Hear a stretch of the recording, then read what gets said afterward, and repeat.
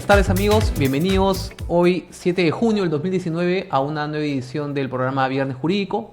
Mi nombre es César Medina y como ya lo hemos anunciado en distintas ocasiones, este programa lo que intenta, ¿no?, es trasladar, ¿no?, los temas más básicos y que suceden con mayor frecuencia, ¿no?, en nuestro día a día, ¿no?, hacia la gente, ¿no? Tratar de explicarles en un lenguaje sencillo en qué consisten distintas instituciones jurídicas, ¿no?, y cómo podríamos resolver algunos problemas que, como comento, suceden en la vida diaria. El día de hoy tenemos dos temas muy interesantes, ¿no? En el primer bloque vamos a brindar algunos aspectos sobre los desalojos, que siempre nos consultan, ¿no? Siempre hay gente que tiene problemas con su inquilino, o siempre hay gente que compra un inmueble y hay personas que no tienen ningún derecho a ocupar el mismo y no les pagan la renta, no sé qué, se quedan varios años y luego hay inconvenientes para desalojarlos. Vamos a hablar en detalle sobre este tema. Y en el segundo bloque vamos a conversar de un tema un poco más amplio, ¿no?, un poco más denso, que es el tema de la inmunidad parlamentaria a propósito de la reforma política, ¿no?, y todo este problema que ha habido en el Congreso, ¿no? Ya acaban de dar hace poco la cuestión de confianza, ¿no?, al presidente del Consejo de Ministros, Salvador del Solar, ¿no? Y esto ha generado un debate sobre distintos puntos de la reforma y hoy nos enfocaremos principalmente en la inmunidad parlamentaria y si se ha estado utilizando como considera la mayoría de la población como impunidad y no inmunidad parlamentaria, cuál es su origen, ¿no?, qué alcances tiene y si la reforma que se plantea es una reforma adecuada o lo que tenemos es lo que debe permanecer.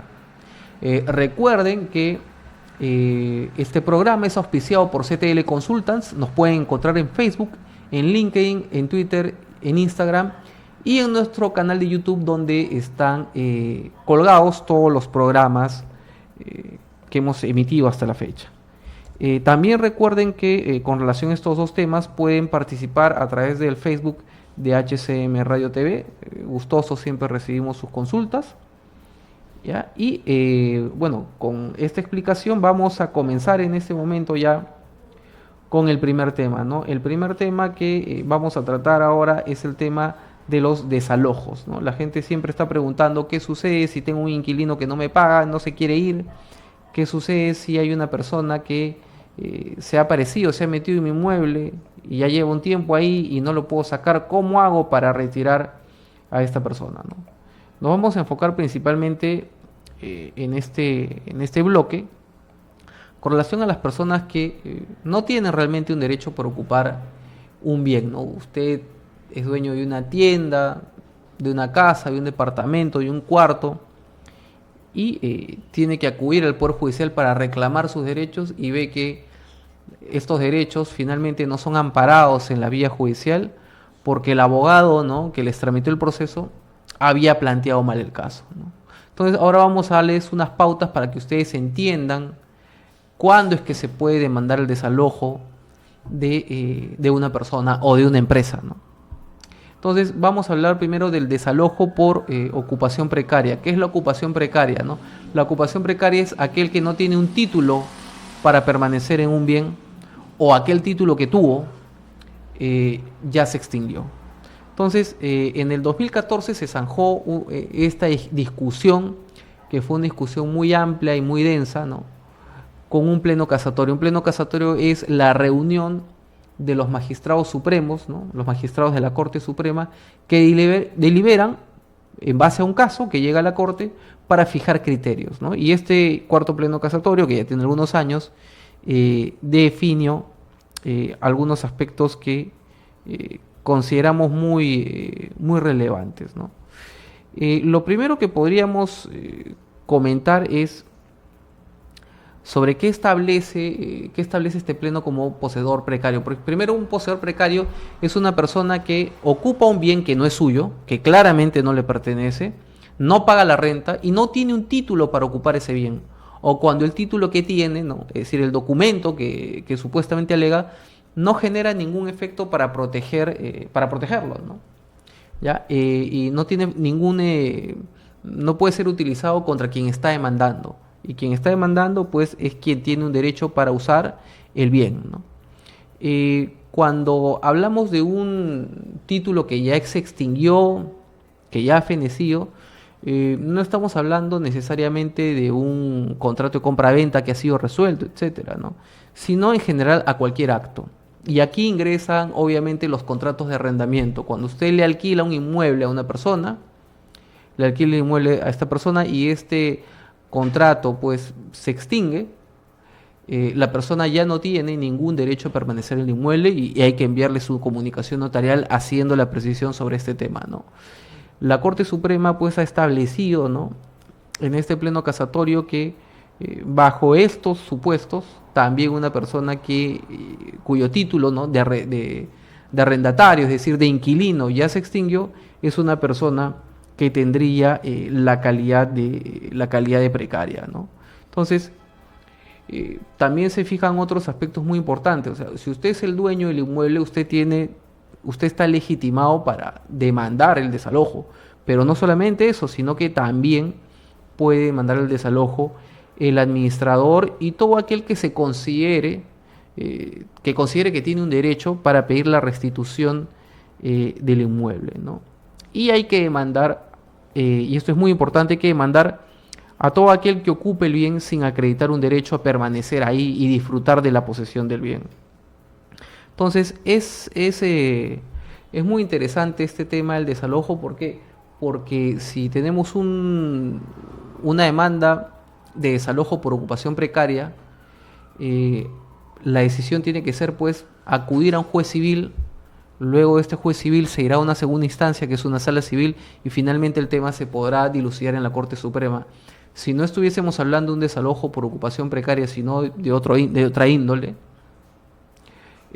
lo que correspondería es acudir a un juzgado de paz letrado. Pero con este pleno prácticamente se ha sustraído, ¿no?, el conocimiento de los jueces de paz letrado de los procesos de desalojo.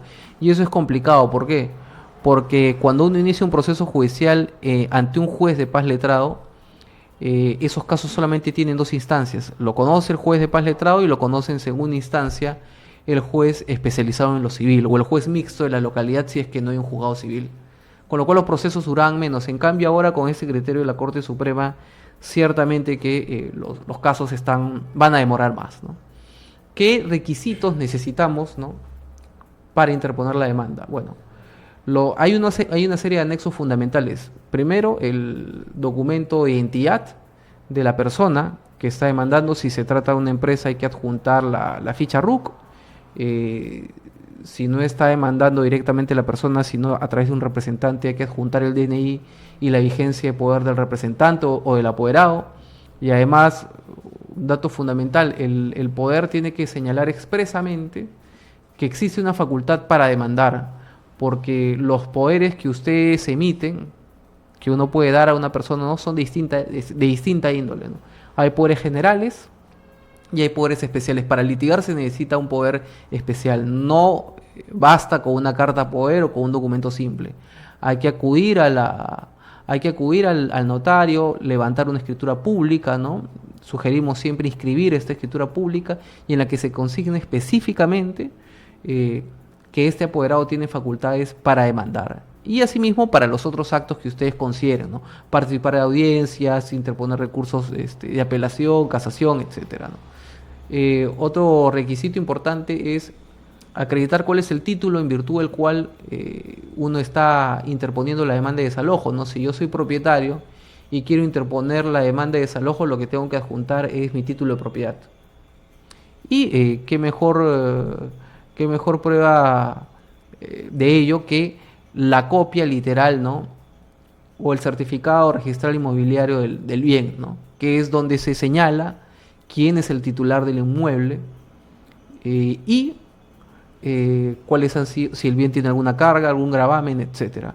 ¿Por qué es importante presentar la partida registral del inmueble? Porque si ustedes tienen inscrita su propiedad, ya no podría venir un tercero a decir que tiene un título, porque frente a la discusión entre un título inscrito en registros públicos y un título que no está inscrito, la norma civil lo establece, se prefiere a quien ha logrado la inscripción. Entonces, es importante adjuntar la copia literal del inmueble, ¿no? O el certificado registral inmobiliario del bien, porque así se señala expresamente quién es el dueño del bien. Y además hay otro elemento fundamental. Cuando ustedes alquilan un inmueble, por lo general ese arrendamiento no se inscribe no se inscribe en el bien, pero si ustedes inscriben el arrendamiento en el bien y no resuelven el contrato conforme a ley, hay que respetar ese contrato. Ahora, ya habiendo adjuntado el documento que acredita mi titularidad sobre el bien, o en todo caso, si no tengo inscrito mi derecho en registros públicos, ¿pierdo el derecho a litigar? No, porque las normas civil lo que establece es que no es necesaria la inscripción para ser titular de un inmueble, pero vaya que tener la inscripción nos asegura pues una mayor tranquilidad.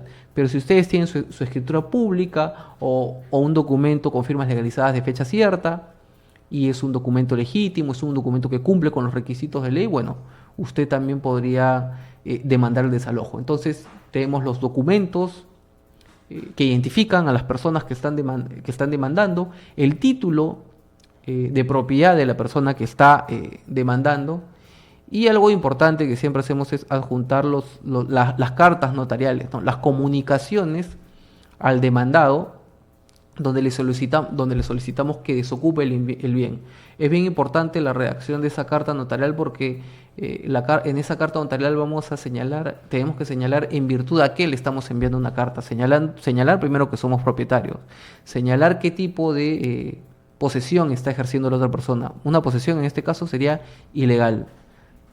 Y asimismo, antes de acudir al proceso judicial, y este es otro requisito para la demanda, es que previamente tenemos que acudir a la conciliación extrajudicial. Cuando se trata de derechos de contenido económico, ¿no? En el que las partes pueden disponer, se tiene que acudir, antes de ir al Poder Judicial, hay que acudir a un procedimiento de conciliación extrajudicial.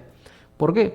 Porque es algo de lo cual las partes pueden disponer. Es decir, la persona que está ocupando puede llegar a un acuerdo con usted, donde un conciliador y decir, bueno, está bien, yo acepto que le tengo que traer el inmueble y se lo voy a dar en determinado plazo. Si ustedes demandan directamente el desalojo y no acuden a la conciliación extrajudicial, la consecuencia será de que el juez tendrá que declarar improcedente su demanda. Entonces, hay que avanzar de manera adecuada y tal como lo exige la ley. Primero acudimos a la conciliación extrajudicial y luego acudimos al Poder Judicial con la demanda, ¿no? Y en la demanda tendremos que adjuntar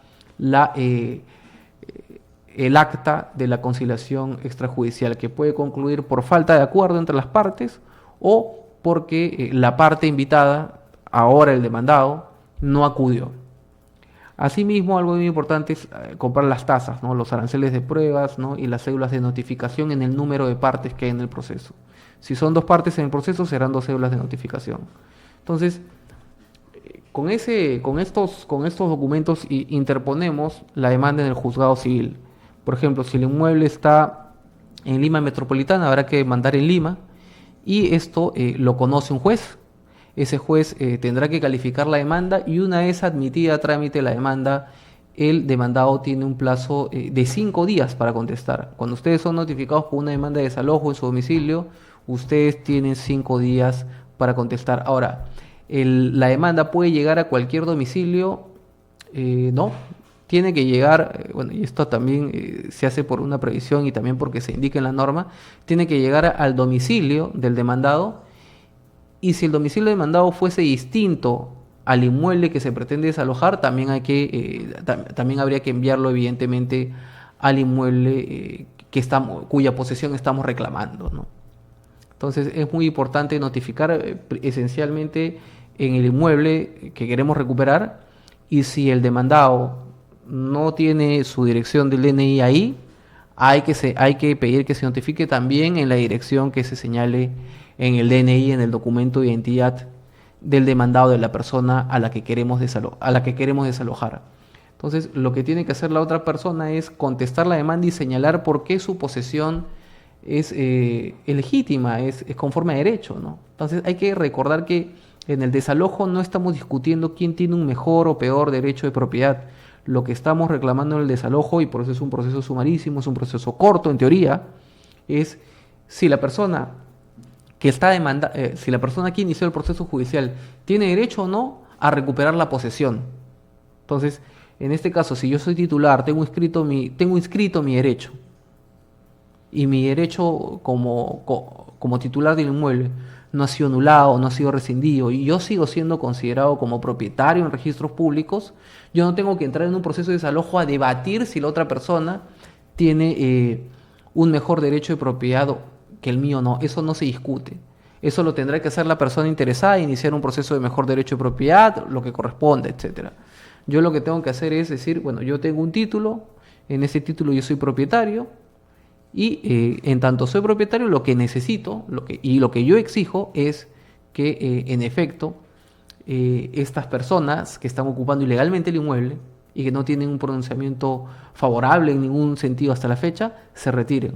¿Por qué? ¿Por qué les comento eso? Porque hay personas que inician procesos de prescripción adquisitiva de dominio, ¿no? Ellos señalan, bueno, yo he adquirido por el paso del tiempo, ¿no? Ya tengo más de 10 años y he cumplido con los requisitos de la ley y tengo derecho a ocupar el inmueble.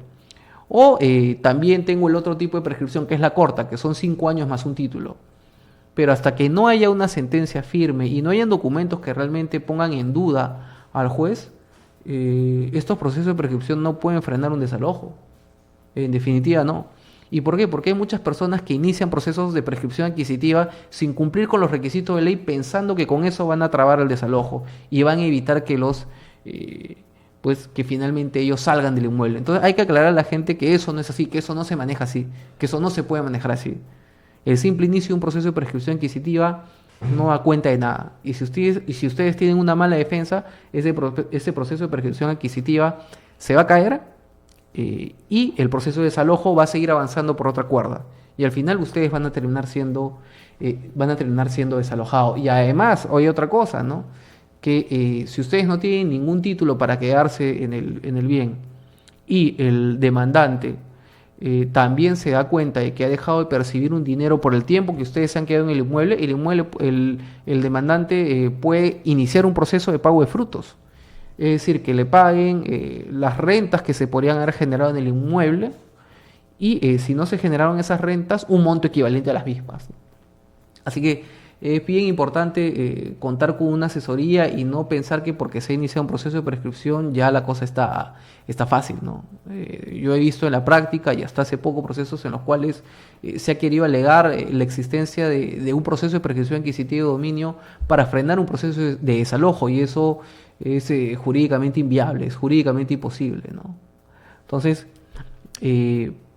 volviendo al proceso de desalojo, se admite a trámite la demanda, se corre traslado por 5 días, la otra parte contesta en esos 5 días, en los cuales también puede presentar excepciones, medios probatorios de actuación inmediata, etcétera. Y después lo que tendrá que hacer el juez es convocar a una audiencia única, ¿no?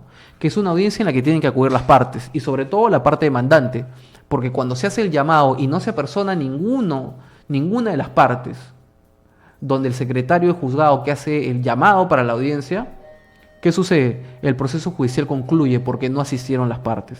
Entonces, siempre es importante estar a la hora, porque la hora que se indica en las resoluciones judiciales es una hora impostergable. Hay gente que llega 1 o 2 minutos tarde y bueno, el proceso ya se le concluyó, ¿no? Entonces, hay que estar en la audiencia única, y en esa audiencia única, bueno, se dictará el saneamiento del proceso, se admitirán los medios probatorios de las partes, y bueno, luego de ello, lo que tendrá que hacerse pues es conceder el uso de la palabra a los abogados y emitir sentencia. En los casos en los que la cosa es muy simple, lo que se efectúa, lo que se realiza es que el juez empieza a redactar la sentencia en ese mismo acto y le dice a las partes, bueno, espérenme tanto tiempo y emito la sentencia. Otra posibilidad es que el juez concluya la audiencia y bueno, dentro de un cronograma emita una sentencia. Yo he estado en casos en los cuales se ha emitido sentencia el mismo de la audiencia, y también he estado casos en los cuales el juez o la jueza ha dicho, bueno, voy a evaluar un poco el tema antes de emitir una resolución, pero yo ya estoy en la obligación de dictar una sentencia. Entonces, luego de que se dicta una sentencia, ya se acabó todo y, por ejemplo, ganamos en primera instancia, ya se acabó todo y podemos exigir que esta persona desocupe, ¿no? Que el poseedor ilegal, el precario, en el caso que sea precario, se quede en el inmueble, ya se vaya el inmueble, podemos armar un operativo con los policías o no, no, porque la otra parte tiene el derecho a apelar. Y tiene que apelar, y en los procesos sumarísimos son 3 días para apelar. Si no me falla la memoria, son 3 días para apelar. Y en ese plazo tendrá que interponerse el recurso de apelación y esto subirá a una segunda instancia, ¿no? Y si hablamos de desalojos que se han iniciado contra ocupantes precarios, este caso tendrá que elevarse a una sala civil. Si es en Lima, a la sala civil de Lima. Si es fuera de Lima, si está en Cusco, en Arequipa, bueno, las salas civiles de esas regiones, ¿no? De esos distritos judiciales. Y el trámite en las salas es más corto, la verdad que es mucho más corto, porque lo que hace la sala es recibir el expediente y decirle, ¿no?, a la parte que ha perdido, bueno, usted tiene que contradecir, tiene que refutar, tiene que absolver el recurso de apelación. Entonces, si nosotros que somos los propietarios hemos ganado el proceso y el demandado que esté ocupando ilegalmente el inmueble ha apelado, nos toca en segunda instancia refutar, absolver la apelación de este poseedor ilegal y luego se tendría que convocar a un informe oral, ¿no? Y en este informe oral, que tiene el nombre de vista de la causa, las partes pues brindarán sus alegatos y luego el expediente estará listo para sentenciar. Hay que recordar que en las salas de la Corte Superior ya no es solamente un juez el que analiza nuestro caso, sino estamos hablando de 3 magistrados, ¿no? Entonces ellos son los que tendrán que decidir sobre el proceso, ¿no? Y a partir de esa decisión del proceso, pues la otra parte tendrá la posibilidad de interponer un recurso de casación. De interponerlo o de repente se le podrá vencer el plazo, ¿no? Entonces, ante una situación de esta índole, ¿no?, si se interpone recurso de casación, esto tendrá que subir a la Corte Suprema y en la sala civil de la Corte Suprema tendrá que debatirse el tema. Y el tema ya será conocido no por 3 jueces, sino por 5. Y el proceso concluirá ahí. Si nuestra sentencia de primera instancia es ratificada en todas las instancias, lo que tendrá que hacer el expediente es regresar a la primera instancia y tendremos que programar el lanzamiento del inmueble, ¿no? Es decir, acudir en un operativo, ¿no?, con miembros de la policía, con autorización para hacer el deserraje del inmueble e ingresar y desocupar a todas las personas que estén ahí. ¿Qué pasa si se aparece gente que nunca estuvo en el proceso y ahora señala tener un derecho? Que le alquilaron, que ellos ahora son los dueños, etcétera. Cuando ya hay un pronunciamiento judicial firme, el lanzamiento, es decir, la orden de ya físicamente desocupar a todos, de sacar a todos, se entiende contra todos los que estén ocupando el inmueble en ese momento, no solamente contra el demandado. Y esta norma es importante. ¿Por qué? Porque eso evita que el proceso se trabe, ¿no? Porque para quienes están ocupando un inmueble de manera ilegal, es muy fácil traer a un montón de personas. Yo he visto casos en los cuales traían asociaciones, traían a familias, traían a menores de edad, ¿no? ¿Para qué? Porque pensaban que así se podía anular el proceso, y el proceso no se puede anular de esa manera. La orden de lanzamiento se debe ejecutar contra todos los que estén ocupando el inmueble. Contra todos, hayan sido demandados o no en el proceso. Entonces, una vez que se realice la diligencia, lo que habrá que hacer pues es sacar a los ocupantes ilegales, sacar también los bienes de estas personas para que luego no haya un reclamo, digan que ustedes están quedando con los bienes de ellos, etcétera. Entonces ya uno podrá retomar la posesión del bien y bueno, el proceso ya en los hechos habrá quedado concluido, ¿no? Es bien importante conocer un poco el trámite de estos casos porque pese a que un poco la gestión podría ser corta, la carga de procesos, la carga procesal en el Poder Judicial sigue siendo muy alta, ¿no? Y en los juzgados civiles de Lima también. Hay casos que tienen un año o poco más de un año sin resolverse, ¿no? Entonces uno tiene que ir constantemente a hacer el seguimiento, ¿no? Y también indagar, porque la otra parte también podría estar yendo y presentando escritos y tratando de inducir al juzgado a que haya un error, ¿no? Considero de que con estos con estos puntos podríamos haber terminado y lo único que quería hacer referencia era ya que el tema de la prescripción es un tema que se ha estado, que se ha estado tratando, ¿no? Es la regla 5.6, ¿no? Porque habla de la prescripción, dice, ¿qué establece este pleno casatorio, ¿no? Que es vinculante para todos los jueces en el Perú, que dice que la mera alegación del demandado en el sentido de haber adquirido, bueno, voy a decirlo en términos simples, ¿no? El poseedor ilegal que está siendo demandado, si esta persona ha señalado que ha adquirido por prescripción el bien, no basta esta alegación, ¿para qué? Para desestimar la demanda de desalojo, ni declarar pues improcedente la demanda. El juez de desalojo debe valorar las pruebas en las que sustenta el demandado su derecho invocado, ¿no? Sin que ello implique decidir sobre si el demandado ha adquirido por prescripción o no el bien. El juez, ¿qué tiene que hacer? Tiene que establecer si ha surgido en él la convicción de señalar que el demandante tiene derecho a poseer. Entonces el examen es mucho menos riguroso. No se va a establecer acá si una persona adquirió el bien por prescripción o no. Acá solamente se establece, esta persona tiene derecho a poseer, sí o no. Es propietario, está inscrito en registros públicos, por ejemplo. Ya cursó las comunicaciones notariales. ¿Tiene derecho? Sí. ¿Y por qué? Porque luego la Corte Suprema indica lo siguiente, ¿no? ¿Por qué es importante esto? Porque si se declara fundada la demanda de desalojo por precario, en nada afecta lo que se vaya a tramitar en el proceso de prescripción adquisitiva, ¿no? Porque si el poseedor que está demandando la prescripción adquisitiva gana, tiene derecho a solicitar ¿qué cosa? De que finalmente el desalojo no se ejecute, o si se ejecutó el desalojo y luego él gana el proceso de prescripción adquisitiva, él tiene todo el derecho de solicitar la devolución del inmueble. Entonces, en ningún momento hay una afectación a sus derechos, ¿no? Al contrario, lo que corresponde es que los procesos avancen de manera ágil y directa, y no se estén entrampando, pues, por decisiones absurdas que no contemplan lo que está dispuesto en este pleno, ¿no? Entonces, hay que revisar este pleno, hay que conocer sus alcances, ¿no? Ya el día de hoy estoy brindando varios de ellos, ¿no? Y en función a ello, trabajar con lo adecuado, ¿no? Trabajar con lo adecuado y saber cuándo puedo iniciar un proceso de desalojo, ante qué juzgado puedo iniciar un proceso de desalojo, porque lo único que falta es que interponga una demanda de desalojo ante un juez que no tiene competencia, ¿no? Y luego todo el proceso tendrá indefectiblemente que ser archivado. Yo habré gastado años, tiempo valioso, ¿no? Y dinero en vano, ¿no?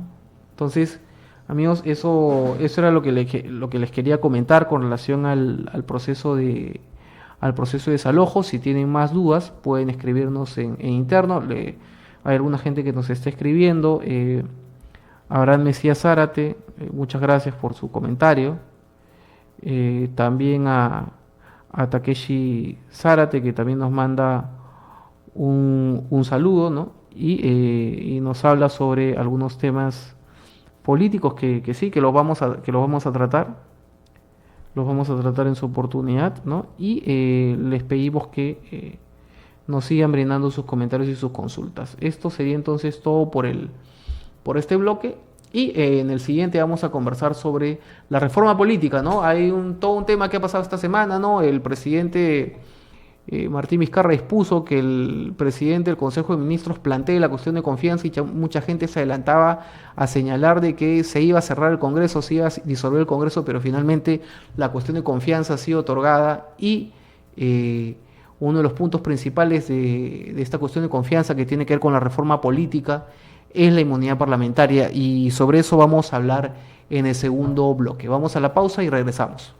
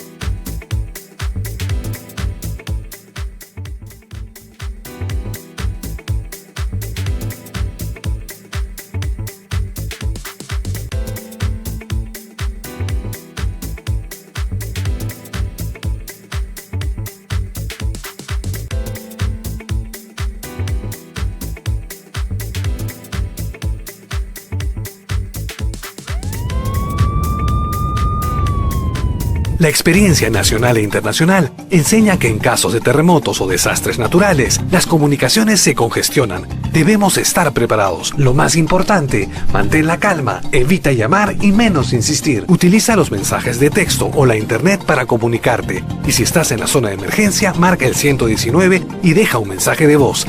Esta es la comunicación luego de una emergencia. Escribe primero y evita llamar. Mayor información en www.mtc.gov.pe o con tu operador de servicios, Ministerio de Transportes y Comunicaciones. Me gusta tu silencio. Es la mejor forma para expresar tus sentimientos. Me encanta cuando lloras porque me he quedado con parte de tu alma. Me ilusiono con tu sonrisa porque sé que ha valido la pena el momento. Congelemos este momento porque me encuentro entre tus manos. Toma un libro y vuelve a vivir.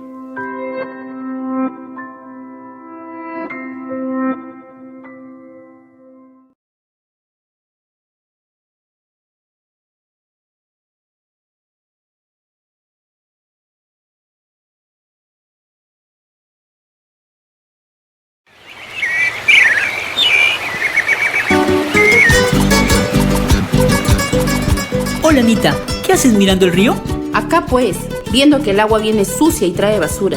¡Qué mal! Y también en los canales la gente arroja desperdicios, botellas y hasta pañales usados. El río y los canales de riego no son un basurero. Trasladan el agua para regar los cultivos, dar de beber a nuestros animales y para nosotros mismos. Imagínate que contaminemos todo el agua. ¿Qué nos pasaría? Cuidar el agua es un compromiso de todos. No permitas que contaminen nuestras lagunas, ríos y canales. Consejo de Recursos Hídricos de Cuenca Chancay Guaral, hacia una gestión integrada de los recursos hídricos. Autoridad Nacional del Agua.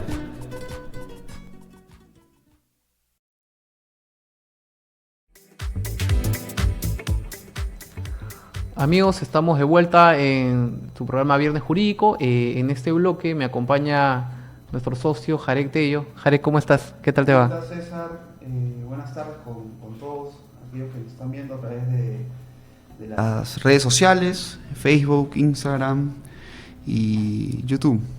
Sí, correcto. En este segundo bloque tengo entendido, César, que íbamos a hablar no de toda la reforma que se está discutiendo, sino de una parte muy importante que sería el tema de la inmunidad. Sí, correcto. Creo que antes de entrar al tema, creo que es necesario actualizar y ver cuál es el contexto al día de hoy. Porque ha habido varias situaciones que se han visto tanto del legislativo como del ejecutivo en estos días. O sea, hasta la semana pasada, ¿no? Sí, el día miércoles Vizcarra pues hizo su anuncio de que iba a aplicar la cuestión de confianza. La cuestión de confianza finalmente se confirmó el día jueves y todo el fin de semana ha habido una serie de pronunciamientos de diferentes actores políticos e incluso hasta el pronunciamiento del presidente del Tribunal Constitucional, Ernesto Blume, ¿no? Entonces, este contexto hace de que podamos entender que, si bien es cierto, se ha otorgado la cuestión de confianza por parte del legislativo en la forma, todavía queda toda una serie de procedimientos que se van a ir debatiendo, ¿no? Hay un cronograma que sea de trabajo y puede que en algún extremo la reforma se pueda entrampar. No sé cómo tú lo ves, César. Sí, yo considero que definitivamente, al margen de que la cuestión de confianza se haya dado, haya sido dada por el Congreso, ¿no? Hay un gran riesgo de que esta reforma política de la que tanto se habla sea finalmente desnaturalizada, ¿no? El Congreso es una institución que históricamente tenía una aprobación baja, pero los extremos a los que ha llegado, ¿no? Este Parlamento, hace que la población haya reaccionado de muy mala manera hacia ellos, ¿no? Incluso se habla del peor Congreso de la historia, ¿no? Sin que ello pues tampoco sea una santificación o una beatificación de lo que es el Poder Ejecutivo, ¿no? Que también tiene sus cuestionamientos. Pero en cuanto a la reforma, que evidentemente es importante, ¿no? y es necesario porque hay muchos puntos relevantes como la democracia interna, el financiamiento de partidos políticos, el tema de la paridad, que también es importante, ¿no? El tema de la inmunidad parlamentaria pues fue lo que ha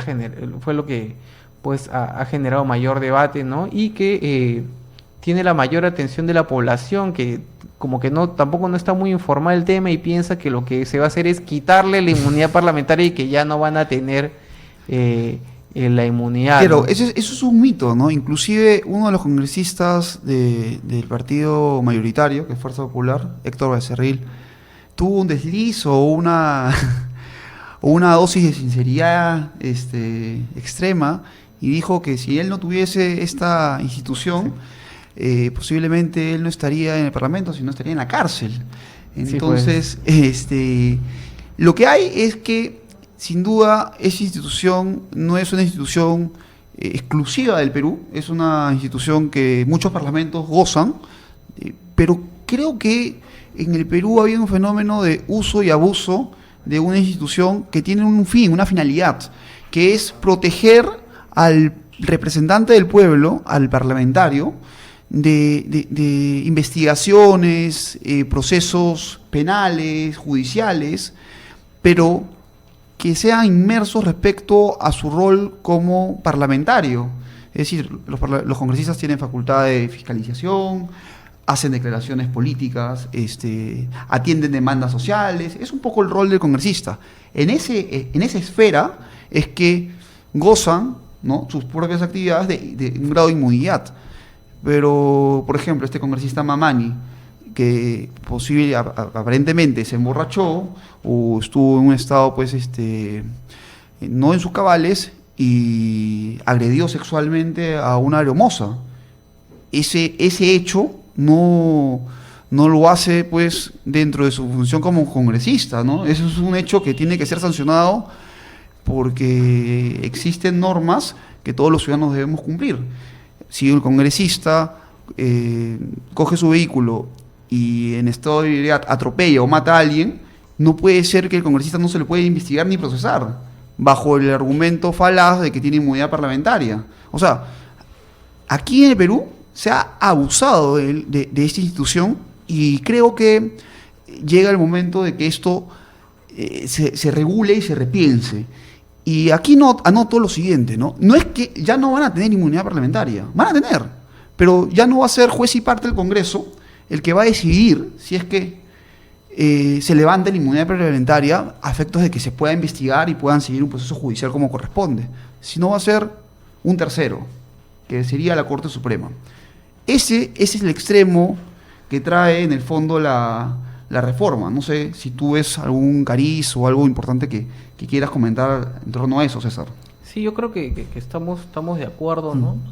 Y lo que habría que recordar, ¿no?, es un poco el origen, ¿no?, de la inmunidad parlamentaria, ¿no? O sea, en las monarquías, ¿no?, donde estaban los reyes y existían parlamentos, la inmunidad parlamentaria es utilizada para evitar que el rey utilice su poder para acusar falsamente o perseguir a un parlamentario, pues, que no le caía bien o que decía cosas en contra del rey, ¿no? Es en base a ello a que surge esto el fuero parlamentario, la inmunidad legislativa, la inmunidad parlamentaria. O sea, tiene un surgimiento razonable, ¿no? Y hay países que hasta el día de hoy tienen inmunidad parlamentaria. Nosotros lo tenemos desde el origen de la República. Hay países que no tienen inmunidad parlamentaria y hay otros que tienen regímenes más flexibles y otros más rígidos. El Perú es uno que tiene los regímenes, pues, más rígidos, ¿no? Y haciendo un poco de arqueología documentaria, si vale el término, desde el 96 solamente el 10% de pedidos de levantamiento de inmunidad han sido aprobados. Entonces el 10% es una cifra muy baja y lo que tenemos es una inmunidad que es levantada de acuerdo al contexto de los votos y a lo necesario o prescindible que es el congresista a quien se le pide la inmunidad parlamentaria, ¿no? Entonces, en el Perú, lamentablemente, la inmunidad ha sido utilizada en la práctica como impunidad, ¿no? Y el caso Bueno, el caso más escandaloso ha sido el caso del congresista Donaire, que hoy está prófugo y que en su momento se pidió ejecutar ni siquiera una prisión preventiva, sino ejecutar una sentencia, que lo había condenado por el caso gasolinazo, por estos casos de robo de gasolina, ¿no?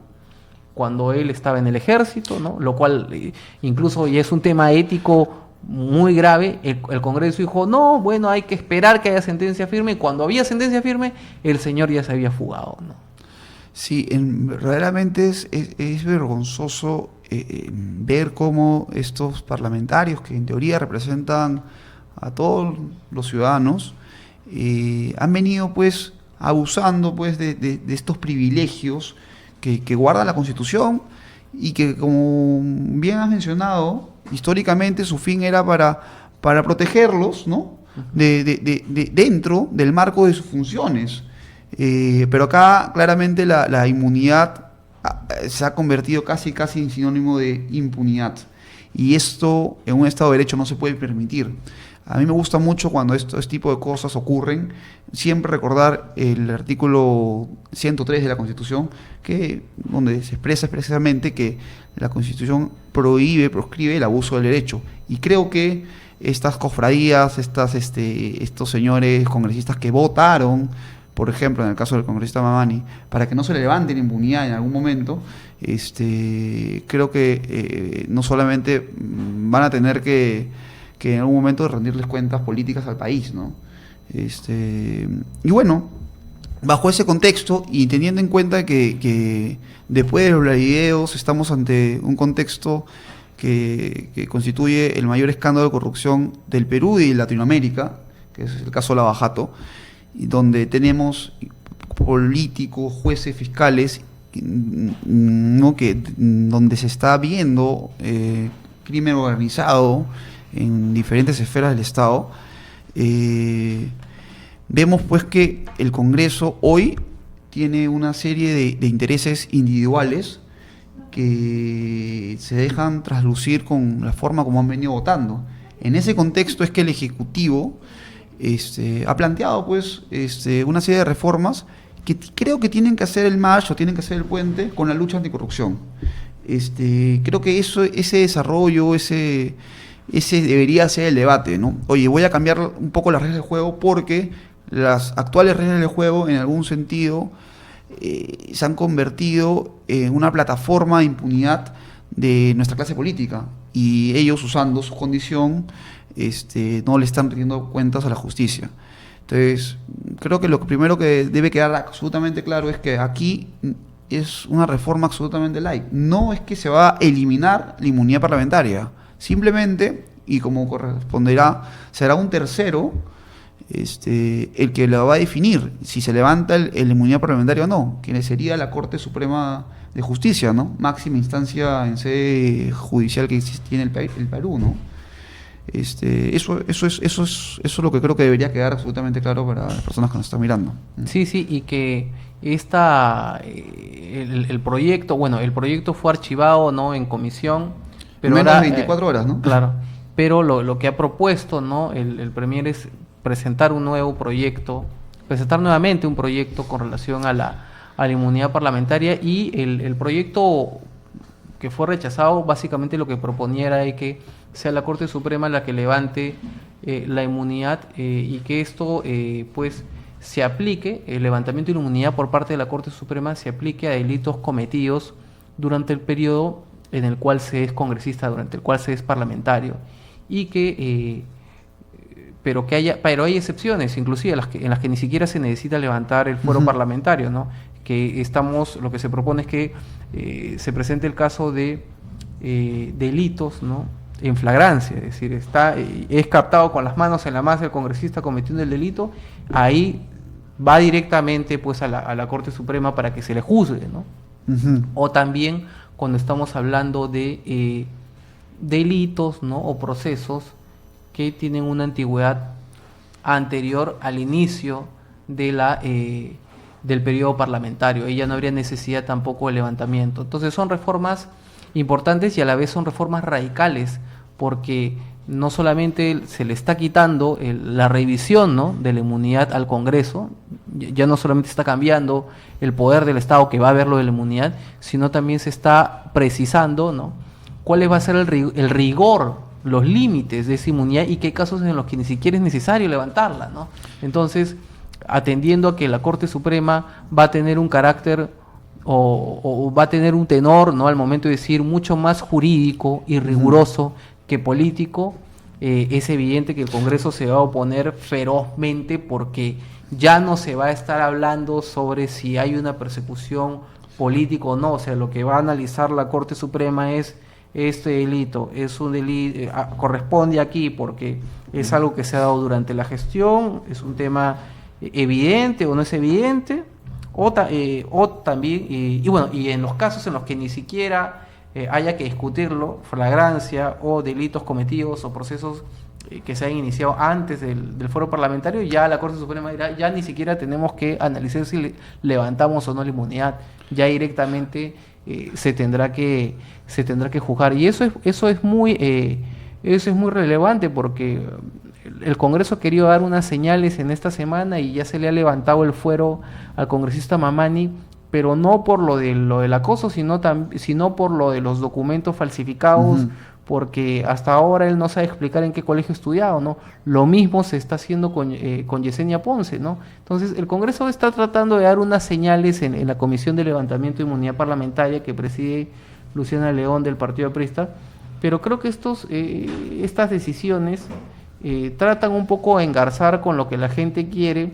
¿Para qué? Para reforzar la tesis de que están haciendo algo y que no se les quite, por favor, la facultad de seguir decidiendo sobre el levantamiento y la inmunidad o no.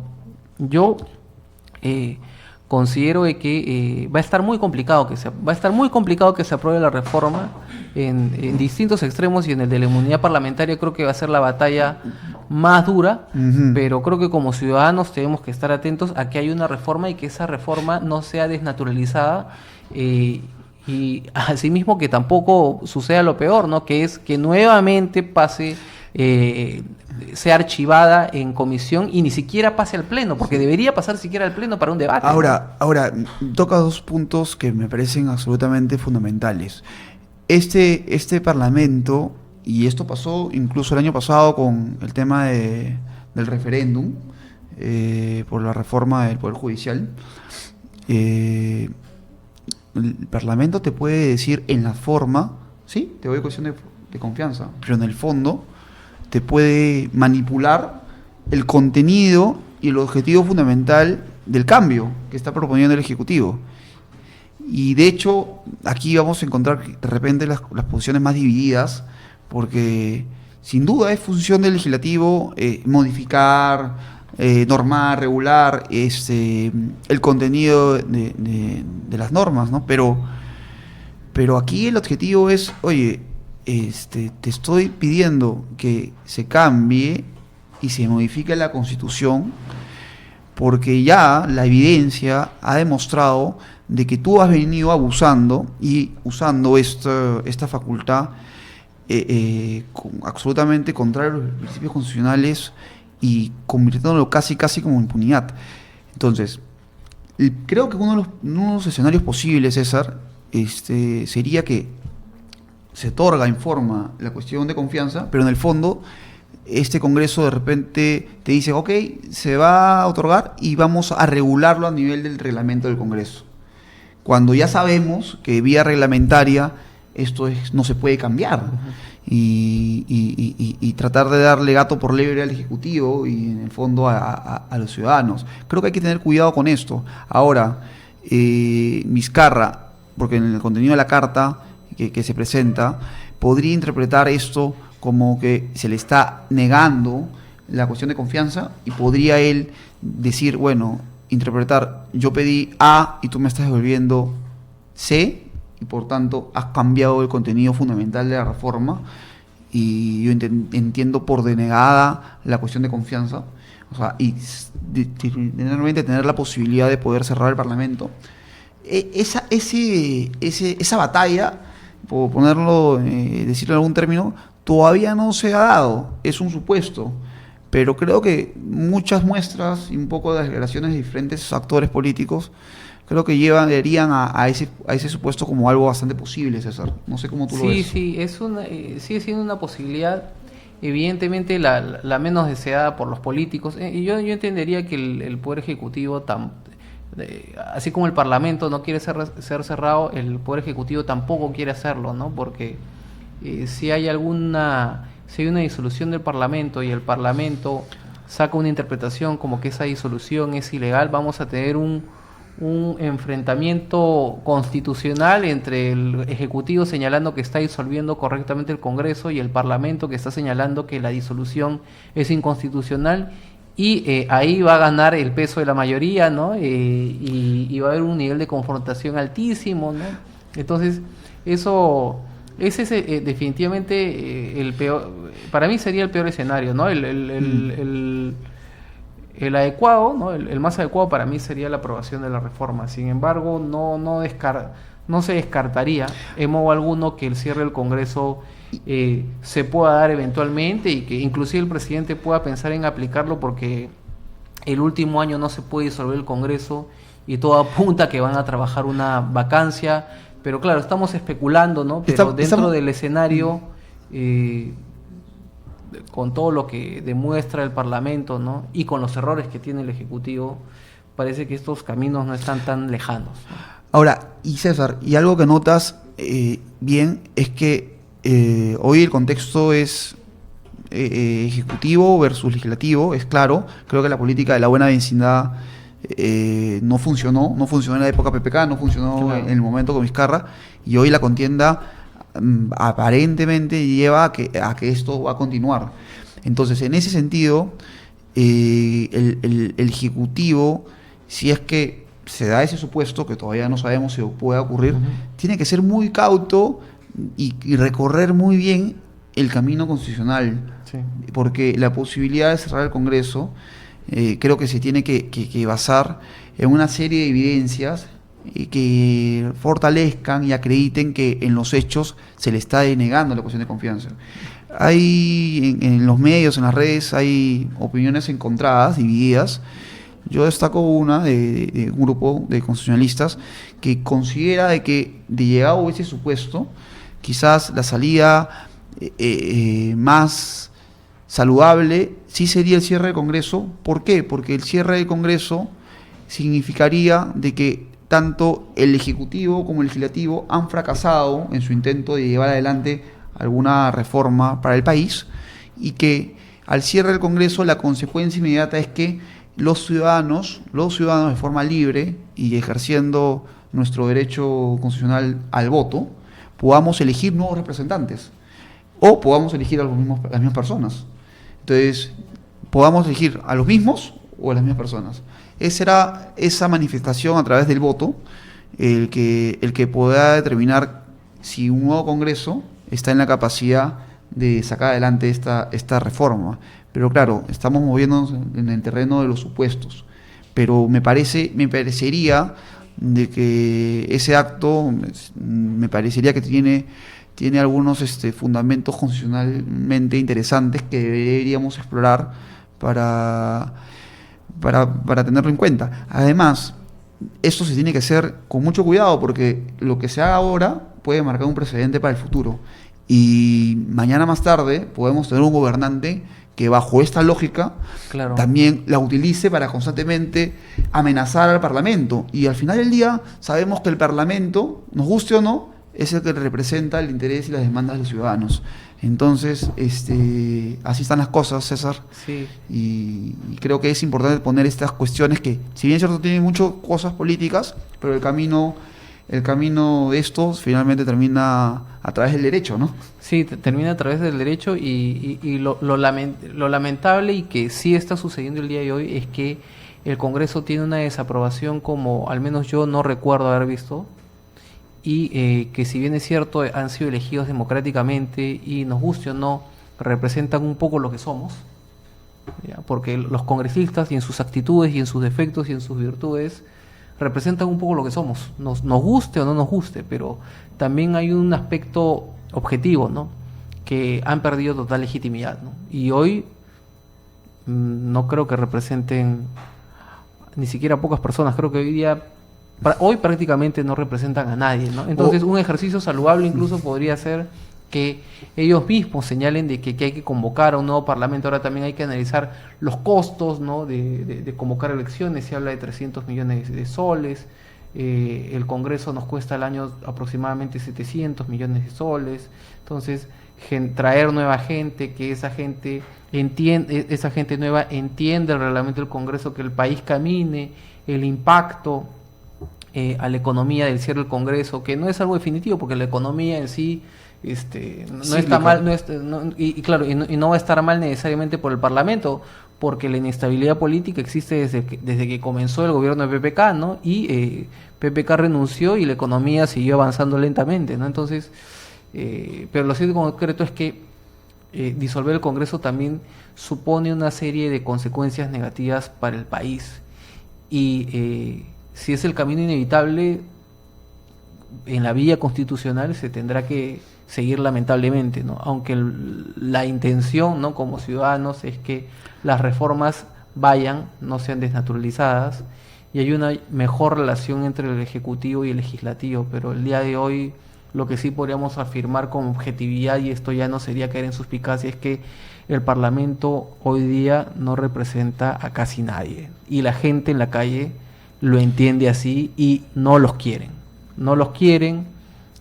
Por eso han votado para que no sean reelectos, si ellos salieran a la calle, ¿no?, a hablar con la gente los trataría muy mal, ¿no? Entonces, ojalá que las consecuencias de esta reforma, de este debate por la reforma, ya que la cuestión de confianza ha sido dada, puedan llevar a un buen puerto. Si no, como ciudadanos nos tocará estar atentos, ¿no? Estar atentos a que el Congreso y el Ejecutivo pues hagan efectivamente su trabajo. Veremos qué nos trae la próxima semana, porque el Perú, eso sí, la política peruana nunca nos aburre. Siempre aparece alguna situación que nos lleva al borde del abismo o al borde de una nueva crisis. Esperemos que esta mala costumbre empiece a concluir, ¿no? Y empecemos a ver proyectos importantes, proyectos legislativos importantes, reformas constitucionales importantes, el avance en la reconstrucción del norte, ¿no?, la lucha contra la anemia, la lucha contra la seguridad ciudadana y tantos otros temas que se pueden seguir haciendo a la vez que se sigue haciendo la reforma política. Que sea la reforma política no quiere decir que no se va a ver lo otro, ¿no? Que es un argumento también que se utiliza incorrectamente, ¿no? Bueno, Jarek, sí. Yo te agradezco mucho por estos alcances, ¿no? Es importante conversar con la gente sobre estos aspectos. También queremos saber qué piensan ustedes. Recuerden que pueden seguir a CTL Consultants en Facebook, en Instagram, en LinkedIn, en Twitter y en nuestro canal de YouTube, donde están todos nuestros videos, ¿no? Jarek, nuevamente te agradezco y será entonces hasta la próxima semana. Muchas gracias y que estén bien. Gracias, buenas tardes.